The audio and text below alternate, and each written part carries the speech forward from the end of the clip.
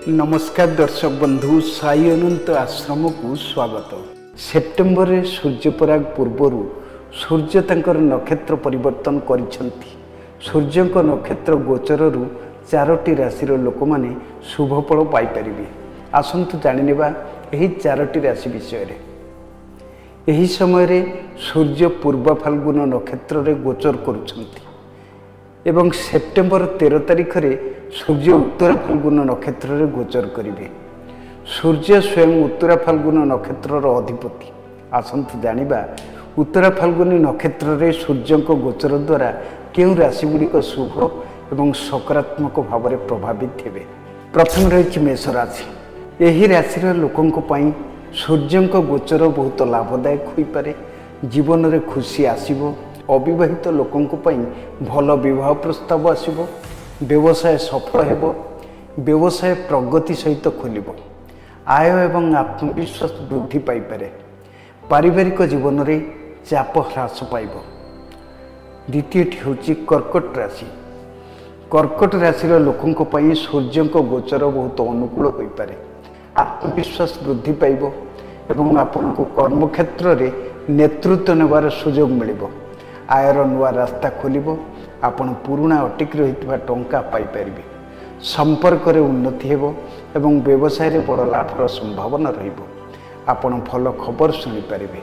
सिंह राशि। सिंह राशि लोकों पई सूर्य को गोचर सकारात्मक परिवर्तन आनी पारे। आपण कर्मक्षेत्र रे कामर भल फलाफल पाई परिबे। आपण को दक्षता उपरे काम करिवार आवश्यकता रहिछि। व्यवसाय संबंधी रे निया जाइथिबा पुराणा निष्पत्तिर शुभफल पाइबे। आपण जमी कोठा एवं गाड़ी किणिबारे सुयोग पाई परिबे। एबे देखिबा तुला राशि। तुला राशि लोकों पई सूर्य को गोचर समाज रे सम्मान आनी पारे। कैरियर रे उन्नति होई पारे एवं एही समय रे आपण करिथिबा कामर सफलता पाई परिबे। आपण एक लंबा यात्रा रे जाई परिबे। आय वृद्धिर रास्ता खोली जिवो। धन्यवाद।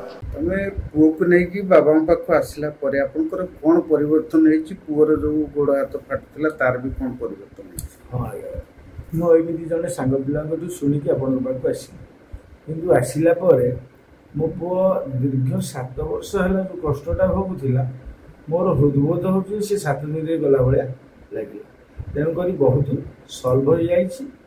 एथिबाई बाबा को कोटि कोटि प्रणाम। आ महावीरी पंचमुखी महावीर हनुमान को मो स्वामी जहाँ कहले मुझे से कहलु चाहूँ तथापि मोर अलग अनुभूति।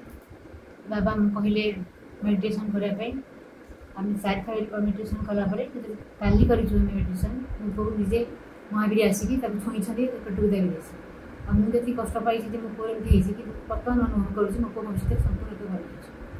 अच्छा वो एडी आसिले परे मोर जति माने कष्ट थिला म आगुरु जमा चाली पर नथली। एडी जति सप्ताह भीतर आसिलेनी माने मते एते भल लागछि। म तो चालियो छु बुलियो छु खेलियो सब भल लागछि। आगु मु किछि करे